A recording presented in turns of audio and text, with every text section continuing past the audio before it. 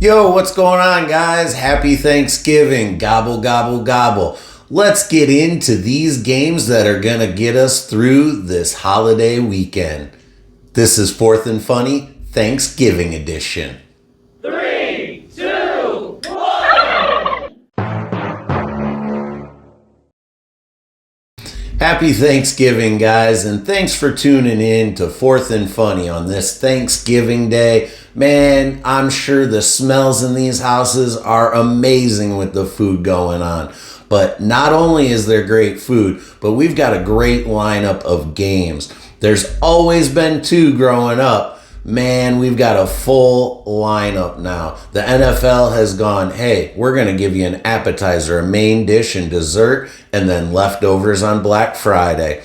Let's get into these games, guys. Kicking off in that traditional first spot, we've got the Green Bay Packers and the Detroit Lions. They've moved the game back to 1 o'clock. It used to traditionally kick off at 12:30.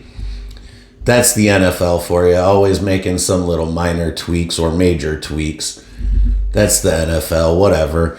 But anyways, let's dig into this game. Josh Jacobs is going to be active for this game. So Detroit's front is really going to have to step up and hold that run attack from the Packers. The last time, this is a rematch from week 1, and the Packers really stuck it to the Lions, and there were a lot of questions.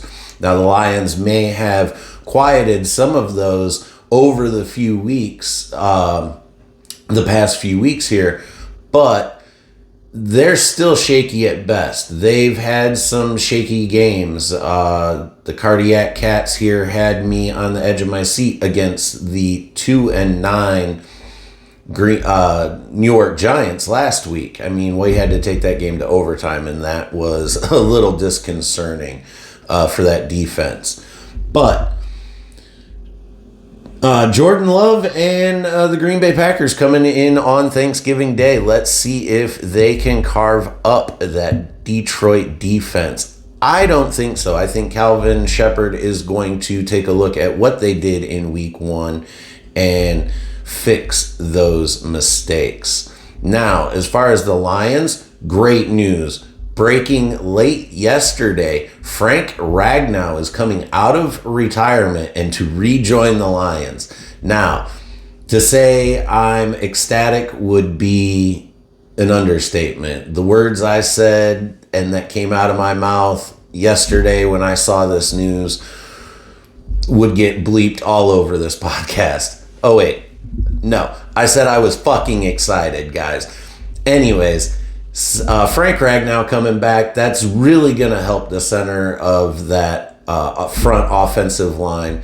Jared Goff needs to climb in that pocket. If you think about it, Amon-Ra St. Brown is catching a lot of flack for dropped passes.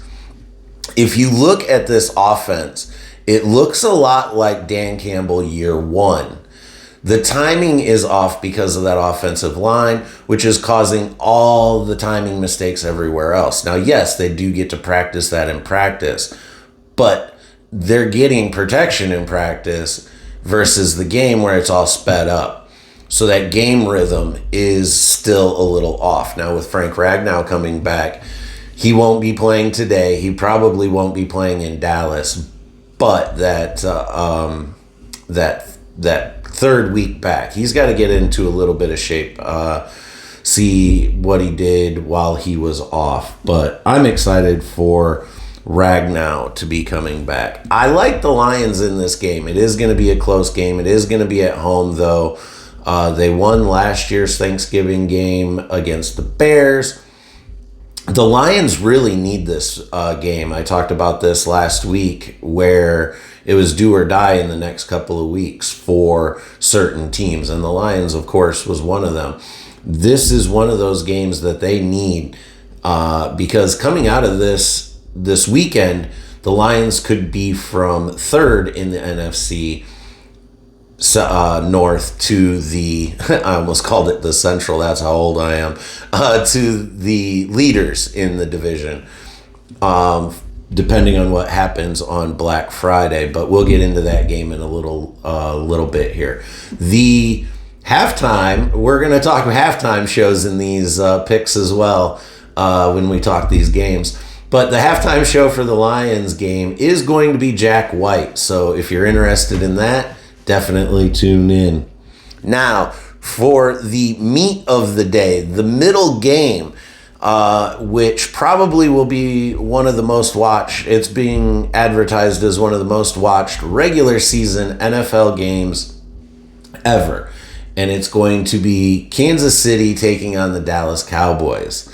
This game is getting a lot of hype this week because it's the dynasty is the shine coming off the Kansas City Chiefs. Are the Cowboys resurging to recapture what they had when they were America's team before the Lions came in and took that crown over?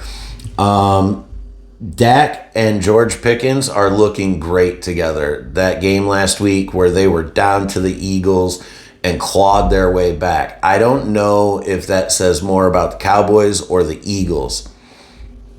I think it says more about the Cowboys. The Cowboys do have a potent offense. They struggle, though, to stay consistent. That's why I believe their record is, 5-5-1. So finding that consistency. This late in the season, sitting at 500, it's really do or die for the Cowboys to find that extra gear and claim a final playoff spot, because I still think Philadelphia is going to win that division. So they would have to take a wild card spot. And with Kansas City, it's Kansas City. It's must-watch TV. It's Mahomes, and I mean, they did what they do last week. Kelsey was looking vintage. He had 90-some yards, that big run there. But again, is that shine coming off? Are they the dynasty that is starting to slide down the hill a little bit? It's going to be a challenge for them to win that division. I think that division is the Broncos to lose. But hey, this is going to be a fun one to watch. I'm gonna sit back and just enjoy this one. And if both teams, if it ends it, look, I love ties when it involves the Cowboys. I'll take it.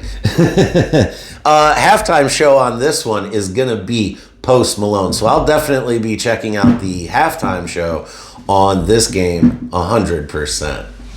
And then after you've shooed the family out the door and are settling into your comfy clothes, round 2 and dessert, we've got the Baltimore Ravens and the Cincinnati Bengals, the prime time special of the night. Now, this is usually where you would settle in and watch a nice holiday movie.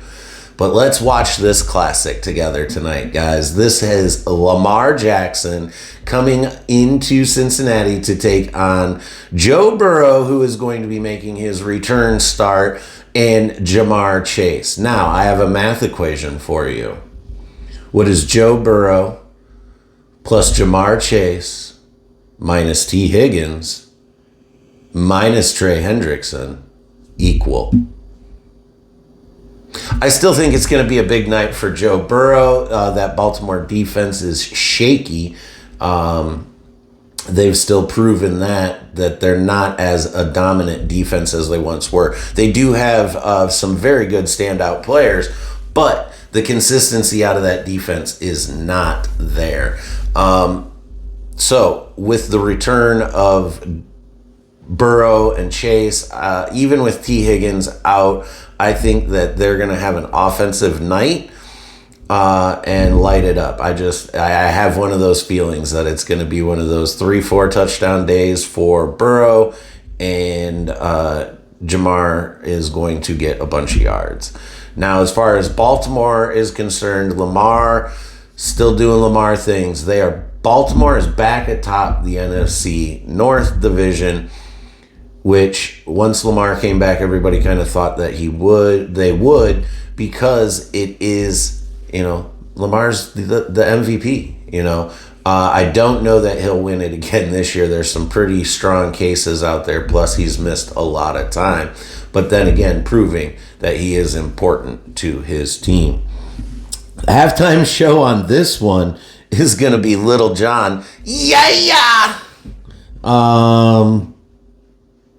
I don't even know what that was. But anyways, so those are the 3 Thanksgiving Day games. And then we have a Black Friday game that they've added, which we'll call the leftovers. And that is Philadelphia and Chicago. Now, I said last week that Philly is for real. That defense is tough. Dallas made me look like a liar last week because they spotted them 21 points and then came back. Again, I think that says more about Dallas than it does about Philly because I feel like Philly's been more consistent with their D. Or they may have just had a let up. They let their foot off the gas and then they just couldn't get it back on. Maybe that's the way I see it.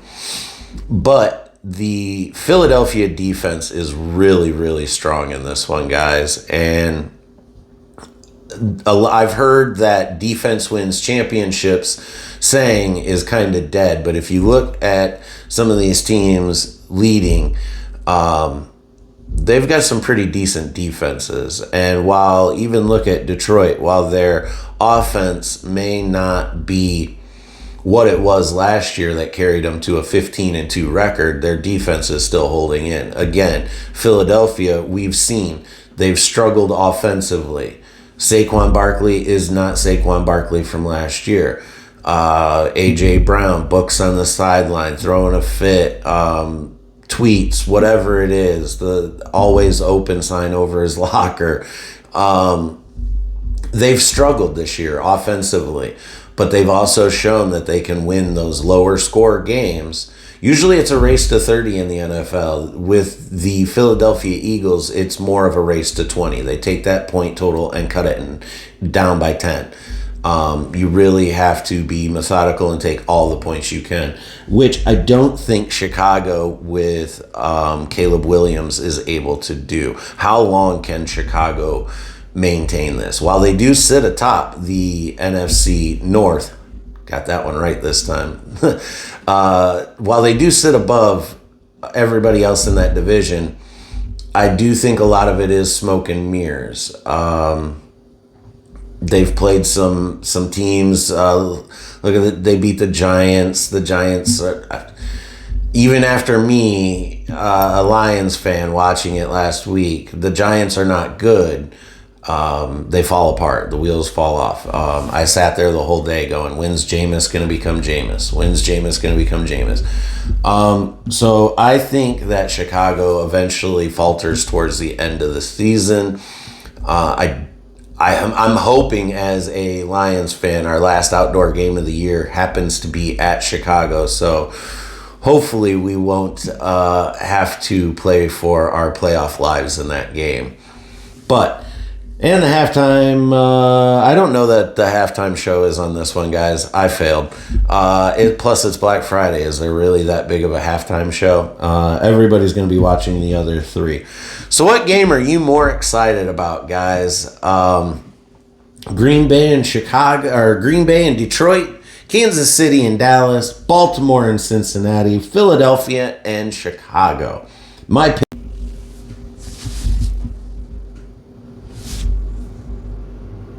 All right, guys, that's been my thought on these games. I like Detroit, Kansas City, Baltimore, and Philly in these games. Who do you got? Drop your picks down in the comments. I'd really interested to see what you guys think and thoughts on the halftime shows. We've got Jack White, Post Malone, and Little John. It's going to be an entertaining day, guys. All right, guys, that's been the Thanksgiving edition of Fourth and Funny.